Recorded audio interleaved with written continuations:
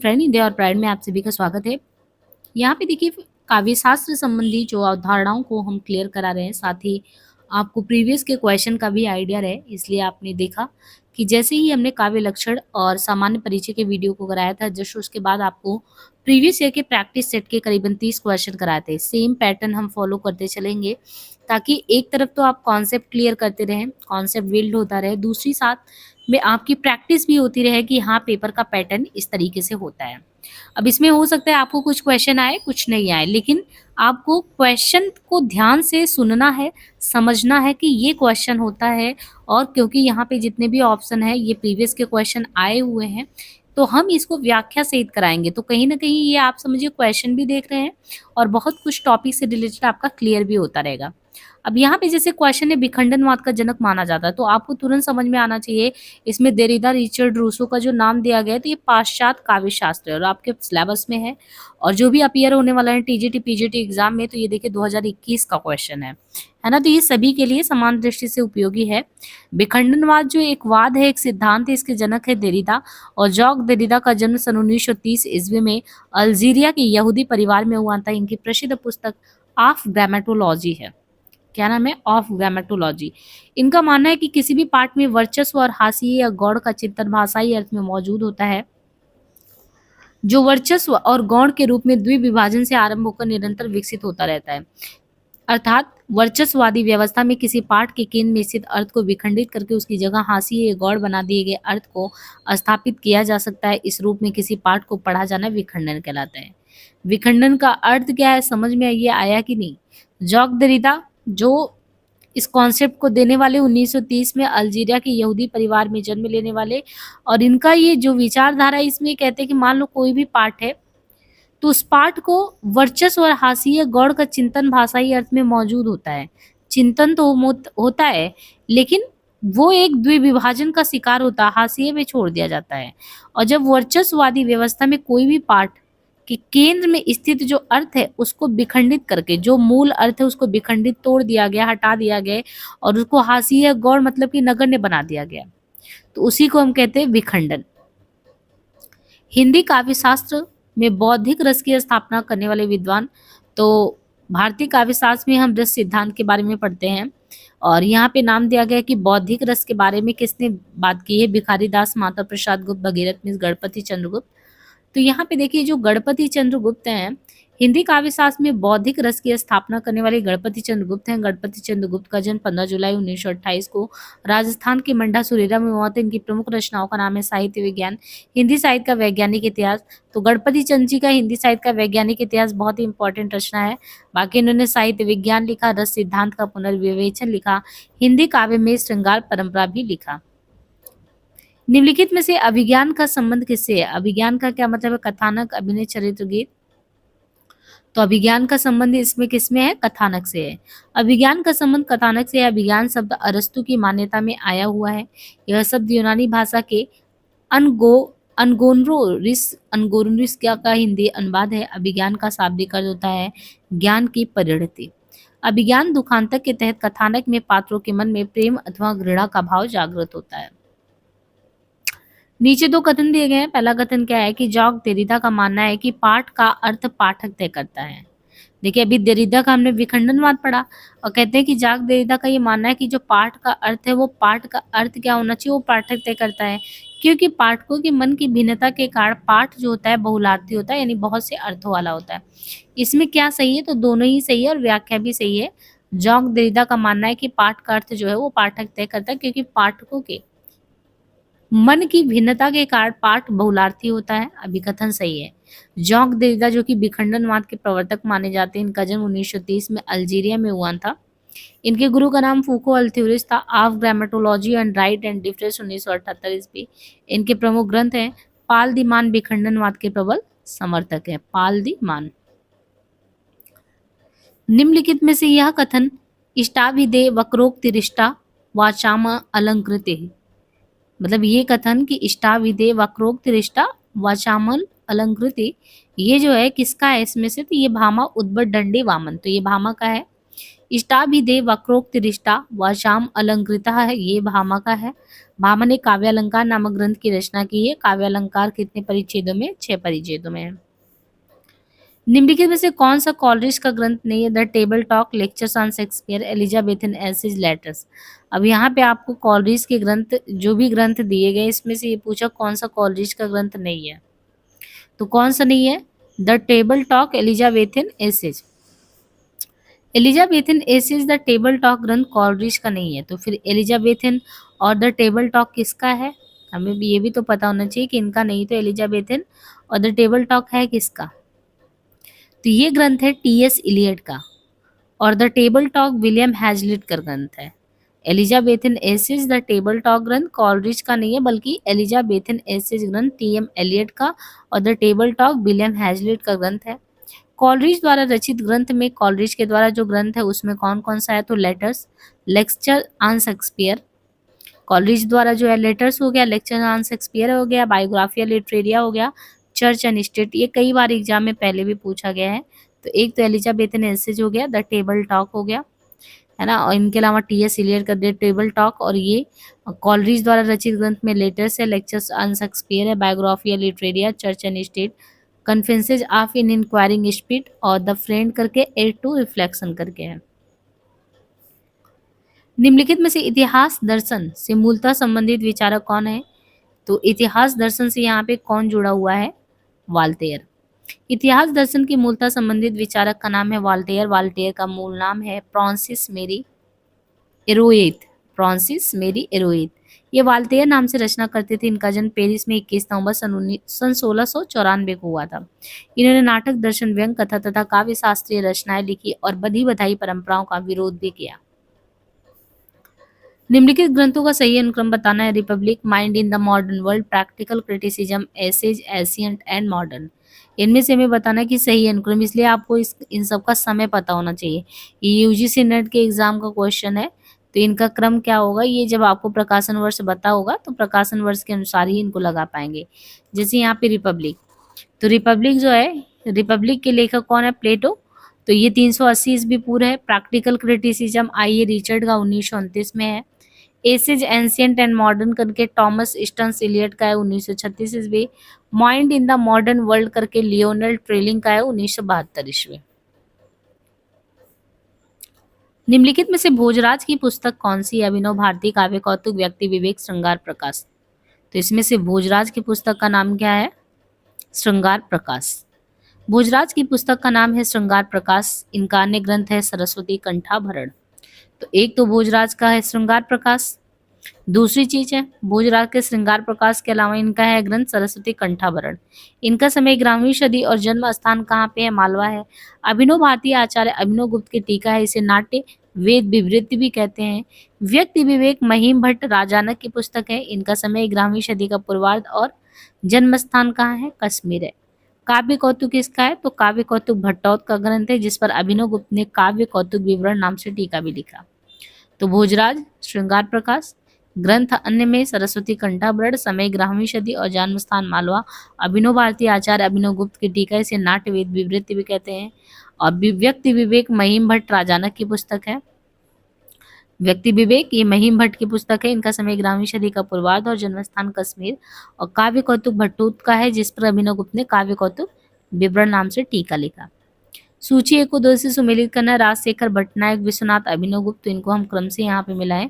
तो राजशेखर जो रचनाकार हैं वो काव्य मीमांसा के हैं, भट्टनायक हृदय दर्पण के हैं, विश्वनाथ साहित्य दर्पण। यानी कौन से रचनाकार किस रचना के प्रमुख ग्रंथ करता है, तो उनमें से जो है राजशेखर काव्य मीमांसा, भट्टनायक ने लिखा है हृदय दर्पण, विश्वनाथ का है साहित्य दर्पण, अभिनव भारती का है अभिनव भारती, अभिनव गुप्त का है अभिनव भारती। निम्नलिखित में से किसका संबंध मनोविश्लेषणवाद से नहीं है? कामवृत्ति, अहम, पाठ संरचना, मनोविश्लेषणवाद पद्धति। तो इनमें से किसका संबंध मनोविश्लेषणवाद से नहीं है? वो है पाठ संरचना। मतलब काम वृत्ति हो, अहम हो, मनोविश्लेषण, ये सब तो मनोविश्लेषण से है।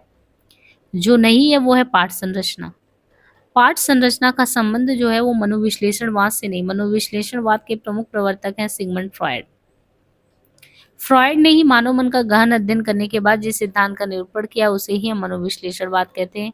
फ्रॉइड ने मन पर शासन करने वाली 3 शक्तियां बताई, इदम, अहम, परम।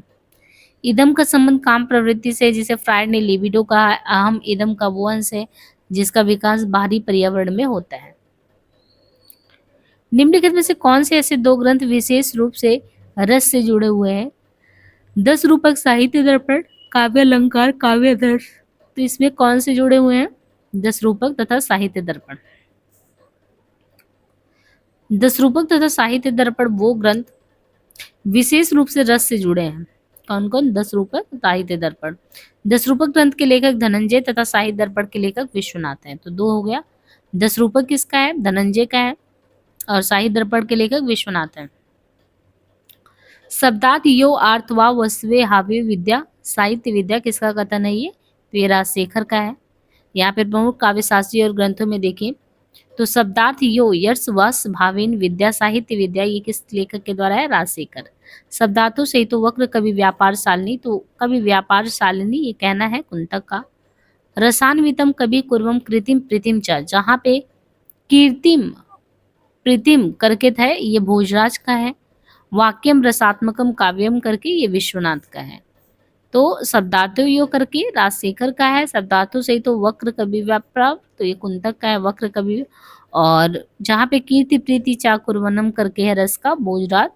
और रसात्मकम तो विश्वनाथ का है। निम्नलिखित ग्रंथों को कालानुक्रम में व्यवस्थित करना है। काव्यादर्श, औचित्य, विचार चर्चा, काव्य अलंकार, सूत्र वृत्ति, अभिनव भारती। अब यहाँ पे भी देखिए, जब तक आपको प्रकाशनवश क्लियर ना हो तो फिर आप क्रम से कैसे लगाएंगे। यूजीसी नेट दिसंबर में ऐसे क्वेश्चन आपको बहुत देखने को मिलेंगे। यहाँ पे ग्रंथ का नाम दिया है जैसे काव्यादर्श, काव्यालंकार, सूत्रवृत्ति, अभिनव भारती, औचित्य, विचार चर्चा। और काव्यादर्श ग्रंथकार कौन है? दंडी। तो दंडी। और काव्यादर्श का समय है 6ठी 7वीं सदी। काव्यालंकार सूत्रवृत्ति वामन के द्वारा 8वीं सदी। अभिनव भारती करके अभिनव गुप्त का है 10वीं सदी। औचित्य विचार चर्चा करके औचित्य विचार चर्चा 6वीं का 11वीं सदी। तो एक क्रम भी देखने को मिला। काव्यादर्श 6ठी सदी में दंडी ने लिखा था, सूत्रवृत्ति वामन ने 8वीं में। अभिनव भारती का समय जो है 10वीं सदी, अभिनव गुप्त। और औचित्य विचार चर्चा जिसके ग्रंथकार हैं 6वीं 11वीं सदी में।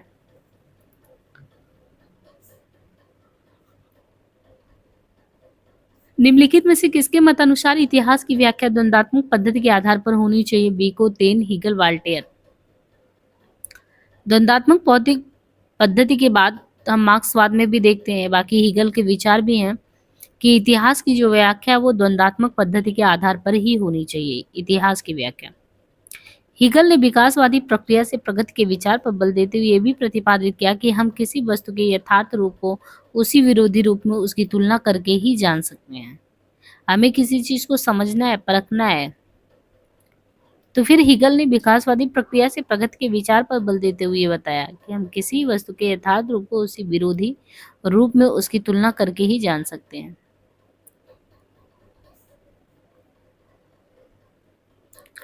निम्नलिखित में से कौन सा विद्वान अस्तित्ववाद का चिंतक नहीं है? चिंतक नहीं है Albert Camus, Edgar pound, Sartre, Jaipal Sartre. तो एजरा पाउंड जो है ये अस्तित्ववाद एक सिद्धांत है ना कि हमारा खुद का यहाँ पे कौन सा अस्तित्व है ऐसे करके।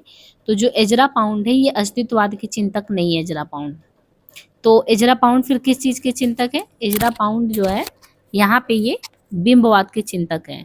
एबीसी ऑफ रीडिंग एंड ग्रंथ के रचयिता का नाम क्या है? Ezra pound. तो एक तो अस्तित्ववाद के चिंतक नहीं है कौन? Ezra pound.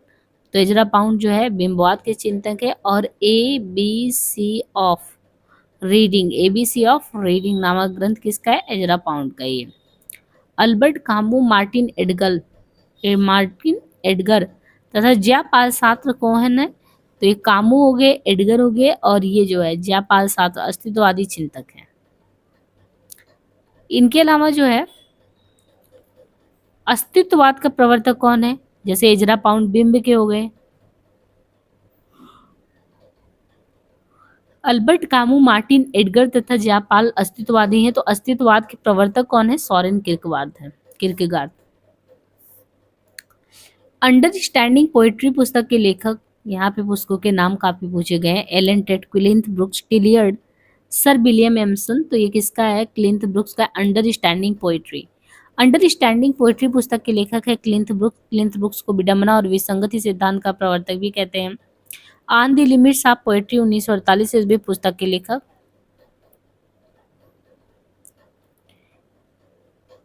एलन टेट तथा सेवन टाइम्स ऑफ एंग्विटी पुस्तक के लेखक है विलियम एमसन। तो on the limit of poetry 1948 ईस्वी पुस्तक के लेखक एलन टेट तथा सेवन टाइम्स ऑफ एम्बिग्विटी पुस्तक के लेखक भी विलियम एमसन है। द डायरेक्ट एंड ऑब्लिक पुस्तक के लेखक का नाम क्या है? टिलियर्ड है।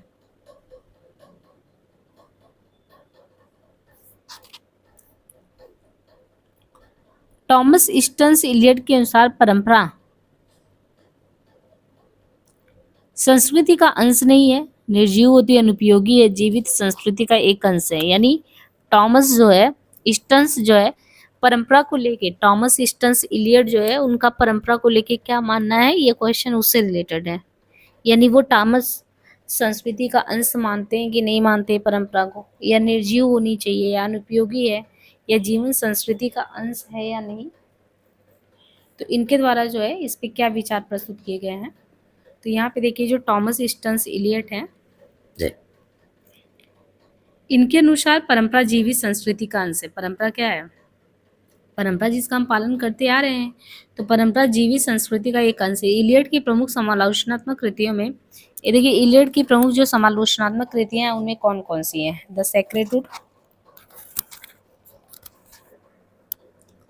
सेक्रेटुड, homage to John Dryden, selected essay, the use of poetry and the use of criticism. तो ये है। निम्नलिखित में से अस्तित्ववाद की विशेषताएं क्या है? तो यहाँ पे अस्तित्ववाद से काफी क्वेश्चन दिया है पाश्चात्य में कि अस्तित्ववाद जो है इसकी विशेषताओं में जीवन की निरर्थकता का बोध, सार्थकता का, मृत्यु बोध, परंपरा के प्रति आस्था। तो यहाँ पे अस्तित्व में हम अपने अस्तित्व पे क्वेश्चन करते हैं, तो इसमें क्या होता है कि जीवन की निरर्थकता का बोध इंसान को होता है, मृत्यु का बोध होता है कि हमारा कुछ मतलब है यहाँ पे आने का कि नहीं। जीवन की निरर्थकता का बोध, मृत्यु बोध का मतलब ही बेसिकली अस्तित्ववाद की विशेषता है, यानी उसकी पहचान है। प्लेटो है, बिमसार्ट, डब्ल्यू के है, कॉलरिज है, फ्रैंक रेमंड लेविस है। प्लेटो, बिमसार्ट, कॉलरिज, फ्रैंक रेमंड लेविस। और सूची फिर पुस्तकों के नाम: the great tradition, ion, lectures on Shakespeare, literary criticism, short history.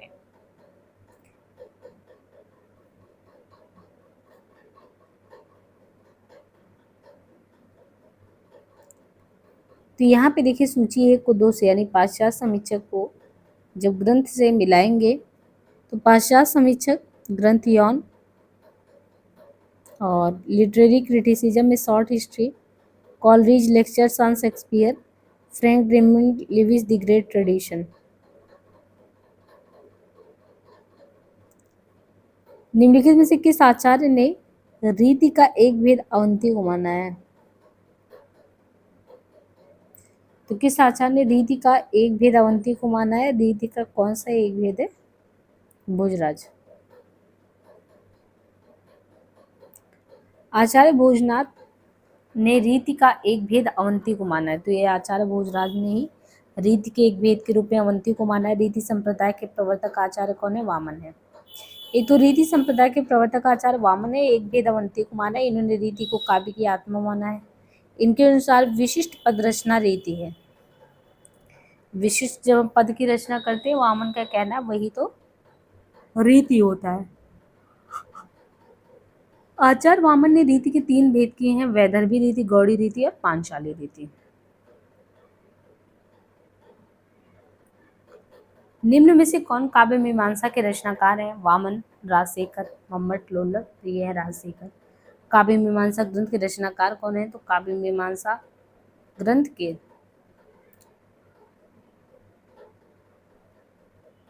देखिए यहाँ पे दिया है ना कि काव्य मीमांसा के रचनाकार कौन है, इनमें तो राजशेखर। यह काव्य मीमांसा ग्रंथ के रचनाकार राजशेखर है। राजशेखर के सिर्फ काव्य मीमांसा ही पुस्तक नहीं, और भी हैं जिनमें कर्पूर मंजरी बहुत ही फेमस है। और इसके आगे देखिए विद्वसाल भंजिका करके, तो कर्पूर मंजरी तो है ही, इनके अलावा विद्वसाल बंजिगा करके है। और वामन जो है किस संप्रदाय के प्रवर्तक आचार्य हैं, तो रीति संप्रदाय के वामन। काव्यालंकार सूत्र करके, सूत्र वृत्ति नहीं, काव्यालंकार सूत्र इनकी प्रसिद्ध रचना है। वामन ने 3 रीतियों की कल्पना की, उन्होंने भी व्यवहार भी, गौड़ी और पांचाली की। आचार्य अभिनव गुप्त ने अभिनव भारती नामक ग्रंथि का, मतलब कि जो आचार्य अभिनव गुप्त है उन्होंने अभिनव भारती नामक ग्रंथ लिखा है। लोल्लट के उल्लेख भरत मुनि के नाट्य शास्त्र के टीकाकार आचार्य के रूप में।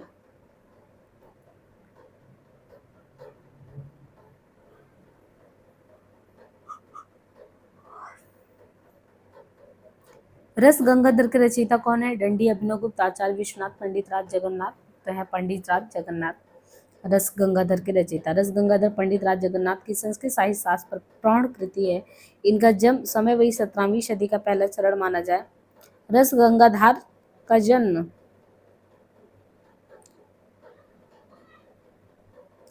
तो रस गंगाधर पंडित राज जगन्नाथ की गंगाधर के रचयिता कौन है? तो यहाँ पे देखिए दिया है दंडी अभिनव गुप्त, आचार्य विश्वनाथ, पंडित राज जगन्नाथ। तो यहाँ पे पंडित राज जगन्नाथ जो है ये रस गंगाधर के रचयिता है। रस गंगाधर पंडित राज जगन्नाथ की संस्कृत साहित्य शास्त्र पर प्रौढ़ कृति है और इनका समय वही 17वीं सदी का प्रथम चरण माना जाता है। रस गंगाधर की टीका नागेश भट्ट ने लिखी थी। अप्पय दीक्षित के अलंकार ग्रंथ चित्र मीमांसा की खंडात्मक आलोचना चित्र मीमांसा खंडन नाम से किसने लिखा था? तो पंडित राज जगन्नाथ ने लिखा था। नाट्य शास्त्र की रचयिता कौन है? ये तो बहुत ही फ्रिक्वेंट क्वेश्चन है। नाट्य शास्त्र की रचयिता का नाम क्या है? भामा, भरत, जयदेव, वामन। तो नाट्य शास्त्र की रचयिता कौन है इनमें से? नाट्य शास्त्र के रचयिता के रूप में हम देखते हैं किसको? भरत मुनि को। आचार्य भरत मुनि को संस्कृत काव्य शास्त्र का प्रथम आचार्य माना जाता है और नाट्य शास्त्र इनकी प्रसिद्ध रचना है जिसमें नाटक के सभी पक्षों का इन्होंने विस्तृत विवेचन किया है। भरत मुनि ने रसों की संख्या कितनी मानी है? तो 8 मानी है। अभिनव गुप्त किस रस सूत्र के व्याख्याता हैं? आरोपवाद, अनुमानवाद, मुक्तिवाद, अभिव्यक्तिवाद। अभी ये जितने भी वाद हैं, सिद्धांत है, उनको पढ़ाया जाएगा आपको। तो अभिनव गुप्त ने भरत मुनि के रस सूत्र की व्याख्या की है। इनके सिद्धांत का नाम है अभिव्यक्तिवाद। तो अभिनव गुप्त और इन्होंने भरत मुनि के कौन से रस सूत्र की व्याख्या की है और इनके सिद्धांत का नाम क्या? अभिव्यक्तिवाद है। इनका दार्शनिक मत क्या है? शैव दर्शन। अभिनव गुप्त ने रस की अभिव्यक्ति जो है वो सामाजिक में मानी है। निम्न विकल्पों में से संगत विकल्प कौन सा है ये देखना है। संगत विकल्पों में देखें प्लेटो, क्रोचे, कार्ल मार्क्स, हीगेल। तो यहाँ पे निम्न विद्वानों के उसमें देखें तो विद्वानों में जैसे क्रोचे हैं, क्रोचे का अभिव्यंजनावाद सिद्धांत है और पुस्तक का नाम क्या है इनके? न्यू एसेज ऑन एस्थेटिक करके है। प्लेटो का प्रत्यय सिद्धांत है और प्लेटो की जो रचनाओं का नाम है गणतंत्र है। जो प्रसिद्ध रचनाओं में गणतंत्र है, लॉज है, इयॉन है। इसी तरीके से हीगल के देखो तो हीगल का है द्वंदात्मक पद्धति और हीगल के जो पुस्तक का नाम है वो है प्रपंच शास्त्र। हीगल का प्रपंच शास्त्र है। कार्ल मार्क्स जो है इनका सिद्धांत है मार्क्सवाद। तो कार्ल मार्क्स का मार्क्सवाद और दास कैपिटल इनके जो है साहित्यिक सिद्धांत है, इनके रचना का नाम है। निम्न में से कौन अलंकारवादी आचार्य नहीं है? तो भामा है, क्वेला, दंडी, जयदेव। इन चारों में से ये डीएसएसबी पीजीटी के क्वेश्चन में है कि आपको ये देखना है कि कौन इसमें अलंकारवादी आचार्य नहीं है। जैसे आप रस को पढ़ेंगे, अलंकार को पढ़ेंगे तो कौन रस को समर्थन देता है, कौन अलंकार को मानता है। तो यहाँ पे जो यहाँ दिया गया है कि भामा जो दंडी जयदेव, दंडी हो, जयदेव हो, भामा हो, ये सभी अलंकारवादी हैं। अलंकारवादी नहीं है तो वो कोयलानंद है। तो फिर ये क्या है? कोयलानंद। ये योग वैज्ञानिक अनुसंधान के अग्रदूत हैं। भामा, दंडी, जयदेव अलंकारवादी आचार्य हैं। काव्य अलंकार किसकी रचना है? तो भामा की है काव्य अलंकार। तथा काव्यदर्श किसकी है? तो दंडी की है। तो भामा, दंडी, जयदेव अलंकारवादी है, कोयलानंद योग वैज्ञानिक अनुसंधान, काव्य अलंकार भामा की रचना तथा काव्यदर्श दंडी की है। जयदेव ने कौन सी रचना? जयदेव का है चंद्रालोक नामक अलंकार शास्त्र। अलंकारवादी आचार्य इनमें से कौन है? विश्वनाथ, मम्मट, दंडी, कुंतक। तो अलंकारवादी आचार्य इनमें से कौन है ये बताना है। इसमें है दंडी।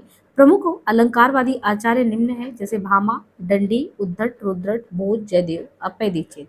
तो प्रमुख अलंकारवादी आचार्य भामा, दंडी। कौन कौन है? भामा है, दंडी है, उद्धट है, रुद्रट है, भोज है, जयदेव है, अप्पय दीक्षित है। इनके अलावा जो कुंतक है वक्रोक्ति सिद्धांत, यानी कुंतक जो है वो वक्रोक्ति सिद्धांत के प्रवर्तक है। इनका ग्रंथ है वक्रोक्ति जीवितम। और जो मम्मट है, मम्मट के ग्रंथ का नाम है काव्य प्रकाश। मम्मट जो कि ध्वनिवादी आचार्य माने जाते हैं। और विश्वनाथ का ग्रंथ क्या है? साहित्य दर्पण। इस ग्रंथ में विश्वनाथ ने 10वें रस के रूप में वात्सल्य रस को मान्यता दी है। धर्म कथा पुरावृत्ति या पुराकथा के लिए आलोचना की शब्दावली में किस शब्द का प्रयोग किया गया है? धर्म कथा, पुरावृत्त या पुराकथा के लिए आलोचना की शब्दावली में किस शब्द का प्रयोग किया गया है? वो शब्द इनमें कौन सा है? वो है मिथक।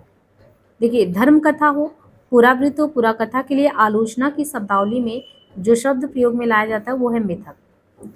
प्राचीन पुराकथाओं का तत्व जो नवीन स्थितियों में नए अर्थ को वहन करे उसको कहते हैं मिथक। वस्तु, घटना, व्यापार, गुण, विशेषता, विचार आदि साकार निराकार पदार्थों और मानस क्रियाओं को कभी किसके द्वारा प्रत्यक्ष और इंद्रिय ग्राह्य बनाता है? मिथक के द्वारा, प्रतीक के, बिंब के, कल्पना के। तो ये है बिंब के द्वारा। देखिए, वस्तु, घटना, व्यापार, गुण, विशेषता, विचार आदि साकार निराकार पदार्थों और मानस क्रियाओं को कभी जो है वो बिंब के प्रत्यक्ष और इंद्रिय ग्राह्य बनाता है। बिंब शब्द अंग्रेजी के इमेज का हिंदी रूपांतर है। इसका अर्थ है मूर्त रूप प्रदान करना, यानी मूर्त रूप प्रदान करना। काव्य में बिंब को वह शब्द चित्र माना जाता है जो कल्पना द्वारा इंद्रिय अनुभव के आधार पर निर्मित हो। एक काव्य आंदोलन के रूप में बिंबवाद के प्रवर्तन का श्रेय अंग्रेजी कवि टी.ई. होम को जाता है। आचार्य शुक्ल एफ.एस. फ्लिंट को बिंबवाद का प्रवर्तक मानते हैं।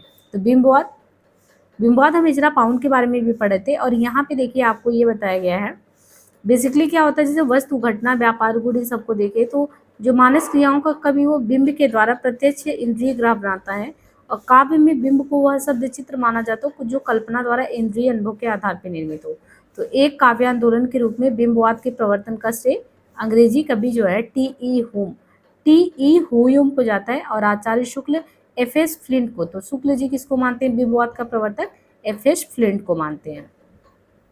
तो इस तरीके से हम 30 क्वेश्चन लगभग करा देंगे, 30-40 क्वेश्चन ऐसे कर करके, ताकि बीच में आप पढ़िए, फिर पॉज लीजिए, फिर क्वेश्चन सॉल्व करिए, क्वेश्चन के एनालिसिस को समझिए, तो बहुत अच्छे से आपका पूरा काव्यशास्त्र इसी तरीके से आराम से समाप्त हो जाएगा और सारे काव्यशास्त्र से रिलेटेड जो है क्वेश्चन भी वो करा दिए जाएंगे।